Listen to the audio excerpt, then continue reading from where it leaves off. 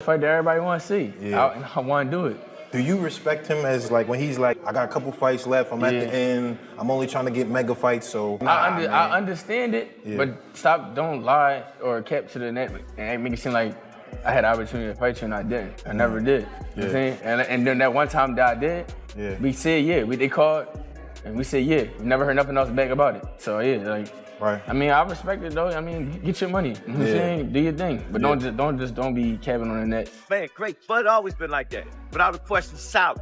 You know what I'm saying? Solid. You think there's anything left for him, Coach, or is it time for Bud to move on? Or I'm trying to figure out who he gonna fight next. 160, you can see him fight going I wouldn't do nothing crazy. He looked at excellent. Hey, Islam. He looked at excellent. Is there anybody the most from No, I'm trying to figure out what their team gonna do next. I want to see what's He's next. talking about 160, Coach. I mean, the only thing down there is maybe like a middleweight tournament, 2 fights undisputed, something like that. But if not that, then what for Bud? Who? Well, they were talking about Jaron Ennis going to 160, possibly Jaron Ennis going to 160. If he go to 160, then we got another mega fight. You think that's a mega fight? I don't know that yet, but I've said, and the boxing fans that know boxing would say that. The boxing world practically froze when word broke that Terence, Bud, Crawford and Jaron Boots Ennis were finally inching toward genuine negotiations. For ages, fight fans had written off this matchup as pure fantasy, something that would never actually come together. Yet now it appears unexpectedly close. Following Crawford's stunning move up to super middleweight and his reported upset over Canelo Alvarez, all eyes shifted to what could be his last major hurdle. Insiders now claim that talks surrounding the bout could hit an eye-watering $300 million, a number usually associated with once-in-a-generation sporting spectacles. That's the kind of money that only attaches itself to events capable of holding the entire sports world's attention. Today, we're examining why this clash has become boxing's hottest topic, how Ennis evolved into the fighter so many have likened to Crawford himself, and why this could turn out to be the most demanding assignment of Bud's Hall of Fame career. When Crawford jumped to 168 pounds, plenty of doubters insisted he'd gone too far. They worried about his physical dimensions, his advancing age, and whether he could handle one of boxing's biggest names. Rather than confirming those fears, Crawford put on a brilliant showing that made it seem like he'd been fighting at that weight his whole life. And smarts. And I think, that's where he would get in trouble with, coming straight forward, trying to box me or trying to, think shot for shot.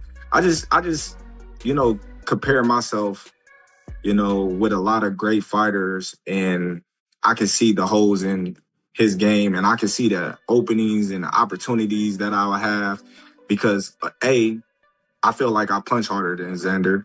B, I'm way sharper than Xander. C, I'm way faster than Xander. So the shots that Xander was hitting him with and the shots that Xander couldn't capitalize because his speed wasn't there, I will be able to capitalize. And when I capitalize, everybody know I'm probably one of the best counterpunchers. That triumph accomplished something seldom seen in today's boxing environment. Crawford got the better of an elite champion without depending on physical edges, catchweight stipulations, or a series of warm-up bouts. He simply walked into the ring opposite one of the sport's most prominent figures and secured the win through pure talent, stunning the entire boxing community. I think Crawford is better, bigger. He's actually he moved in weight class, and I would say Crawford is a better fight all around fighter. Mayweather's really good too, though. You can knock him as well. He's very talented. It would have been a tough fight, but I think Crawford would have had the edge over Mayweather because of the long arms and because he's bigger. You know what I'm saying? And he would have kept him at bay. It would have been hard for Mayweather to counter, maybe.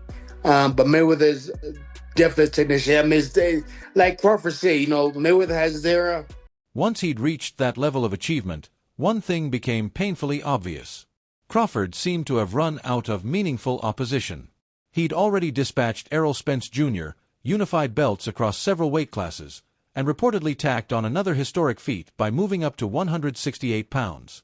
It appeared there was nobody remaining, until one recurring name kept popping up in every discussion. Jaron Boots Ennis, the undefeated wrecking ball who kept tearing through every foe put in front of him.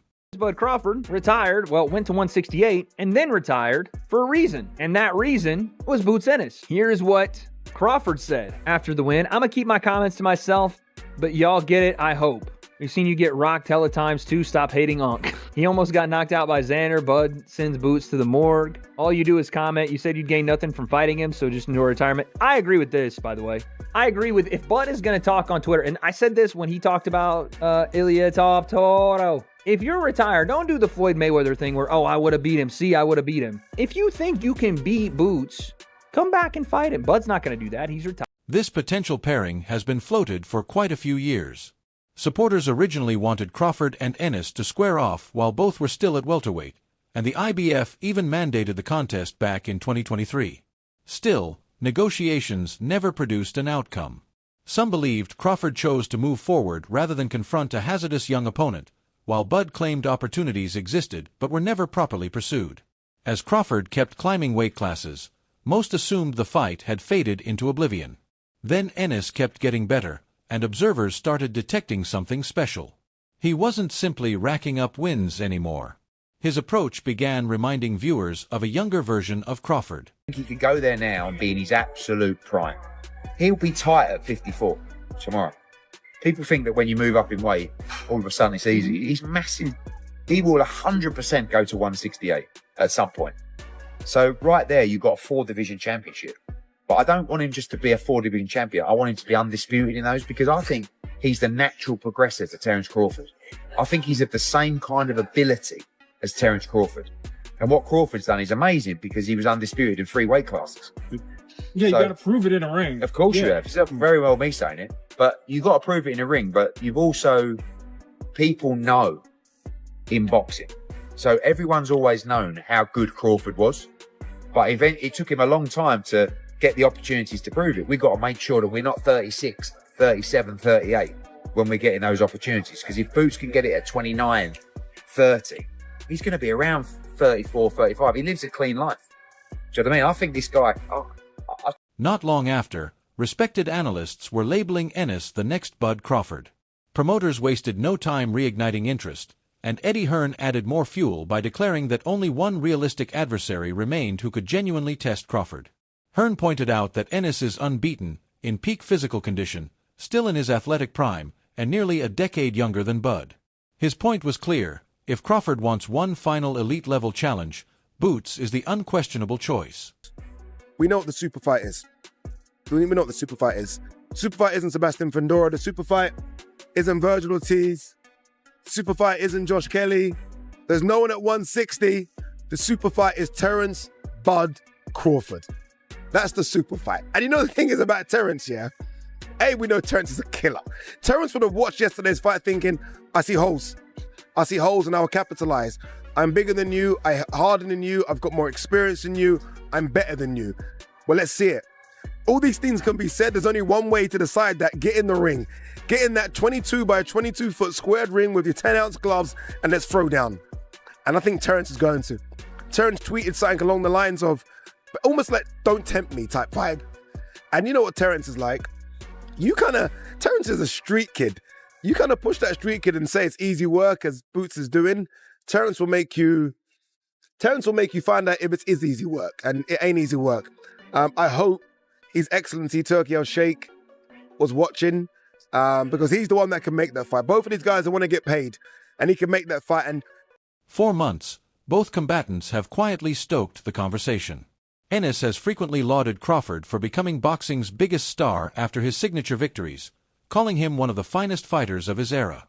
At the same time, Boots has never hidden his belief that he has all the tools needed to beat the future Hall of Famer. Wait, there's this brother coming up, Molly. His name is Boots Ennis.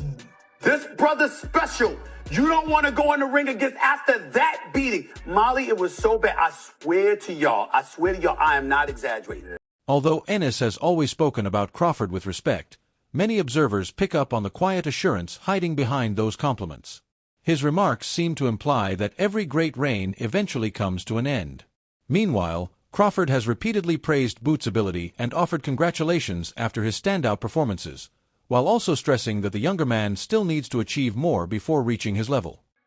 Eddie been talking about that for a long time. But the crazy thing about it is I told Eddie, I said, Eddie, this is before Canelo.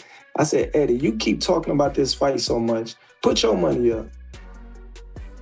Eddie said, I'm not paying for that fight. I said, why not? You believe in your fighter? I'm not paying for that fight. I said, I rest my case. Whenever Crawford has fielded questions about whether Ennis could beat him, he's typically answered with understated confidence. He suggested that patience is part of the process and that the right time will eventually come. But after Crawford's reported win over Canelo, everything changed. Boots immediately voiced his eagerness to make the bout happen.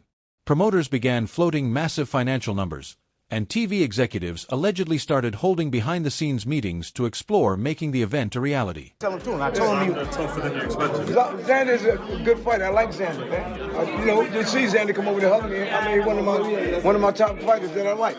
He's a good fighter, man. You can't take nothing away. He's young, strong. You know what I mean? And he got a lot of heart, man. And they should have been stopped that fight. I told him that Boots was gonna cut the ring off. Yeah, they told me he don't know how to cut the ring. He's flat-footed. Now, but Xander told you know what Xander said? Xander said he was just talking. He said, I know he boxing move. He just said that. As anticipation kept swelling, influential boxing figures, among them Eddie Hearn, Tim Bradley, and Sean Porter, started reaching the same verdict. In their estimation, Ennis represents the single remaining opponent capable of gripping the entire boxing world's imagination. That naturally leads to another question. Why do so many knowledgeable observers believe Boots mirrors Crawford more closely than any other active fighter? All cancel out each other as far as height. They both switch hitters, lift, and everything. All of that cancels out each other. So they are literally the same people pretty much. The only difference is Crawford done been in the big stage against big fighters so many times. And also with age, he didn't beat up his body, so his age is actually good. He got the grown man strength. He not just grown man strength, but he built on top of that. Like look at him at 135. He was a little scrawny dude. He wasn't a big dude. Now look at him. He ripped up everything. He's strong. So sure. I feel like he got everything. There's all the experience, all the knowledge. So I got to go with. The comparison goes well beyond mere hype, because Ennis possesses one of the most well-rounded arsenals in modern boxing. He transitions flawlessly between orthodox and southpaw, delivers precise counters, and throws punches that opponents seldom detect until it's too late. Add to that his natural frame, youth, reach, and one-shot power, and many believe he creates stylistic headaches unlike almost anyone else in the sport today. Feel way stronger this weight class. I should have probably been moved up, but as you know, I was standing down there, trying to, be undisputed down there, and those guys were down there playing around, and so I had to, move up, and then I think that was the best decision I made, because I think I would have stayed at that weight for too long. I gotta ask you this, I know you be tired of talking about Bud, but I remember a couple weeks ago, there's a Gillian Wallow put out a video, and Bud was on the other side saying, I would knock that Boots out.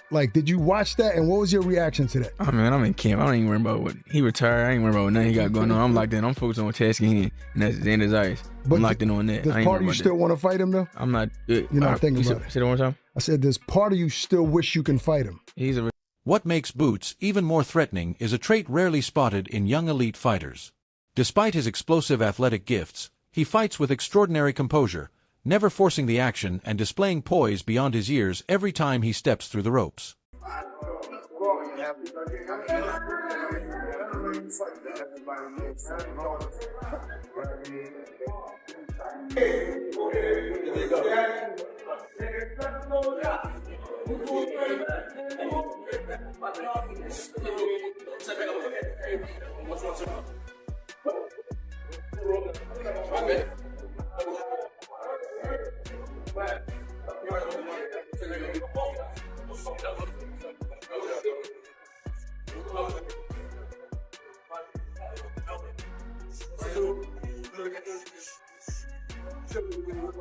That rare mix of patience and physical ability has only amplified the buzz around this potential showdown. Crawford stands as the established king whose achievements have already shaped an era, while Ennis represents the next wave ready to assume control. It's the timeless collision between proven greatness and emerging dominance. Good fighter, and it would take a real wizard to beat him. Crawford has something that no other fighter around has, and people haven't commented on it. and that is he fights equally well as a southpaw or as a right-hander. And so when you train for a fight, usually the fighter he's fighting trains for him as a orthodox fighter, right-handed fighter. And so from the first round on, he'll turn southpaw. And the guy... At this point in his journey, Crawford has precious little left to demonstrate, whether financially or competitively. He's already become undisputed in multiple weight classes, overcome several of boxing's premier stars, and defied expectations throughout his remarkable run. So why would he gamble against someone like Boots? Many think the answer rests with legacy. Crawford has an opportunity to reinforce his standing among the all-time greats of the modern era. Some detractors still contend that he never defeated an elite young opponent at the absolute height of his powers. This matchup offers exactly that scenario. If Crawford takes down Boots, numerous fans and pundits believe his legacy would ascend to an entirely different tier among boxing's immortals. I beat this guy, and he's too young or whatever. So I'm never really going to give my full respect until afterwards. Yes, it's a lot of people that's changing their narrative. Like, man, y'all watching something great right now, and we not appreciating it. And it's sad to say that we waking up at the tail end of his career. We really didn't realize it until now, when he's like doing extraordinary stuff, like going up 2 weight classes to fight the best fighter in that division, the #1 guy that's the face of boxing, and the way that I handled that, people like, oh man, something had to be wrong. Canelo had to be washed, or Canelo just wasn't in it. I see people saying, oh, Turkey paid for Canelo to lose, so I just think, when you that much better than the competition, people not going to give you credit until they sit down and look at it. For Ennis, the timing couldn't be better. Boots remains undefeated, is hitting his prime, and is finally receiving the broad recognition many feel he's long deserved. Still, he understands that ascending to boxing's top superstar status requires one signature win over an established icon. Beating Crawford would instantly catapult him to the sport's pinnacle. More importantly, Boots doesn't appear to be acting out of desperation. He genuinely thinks he's the superior fighter. Every legendary champion eventually faces the moment when the next generation arrives at their door, and this could be Crawford's defining crossroads. The age disparity only deepens the intrigue, with Bud approaching the twilight of his career while Ennis is just entering his peak years. Let the fight go that long, because I was really concerned about him getting hurt like that. But that's boxing, their corner decided to let him out. Thank God, I hope he's okay. And there was times there that he could have turned it around, but tonight it was Boots' night. You know what I'm saying? Do you favor Fundora or Virgil against Boots, or is Boots? That I really don't know. I think that Fundora will be a really tough fight for the fighter right now. But man, Fundora is like freaking 20 feet tall, So Boots, I don't know if you can take, man, he had problems a lot of problems he had, like in the 3rd round, was it, right?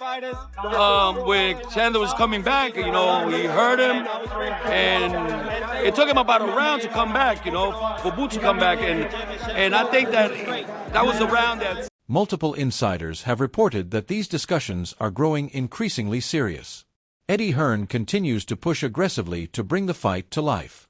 Netflix has reportedly shown considerable interest in airing the event. Both sides recognize the massive financial windfall at stake, and Crawford has shown no signs of rejecting the challenge.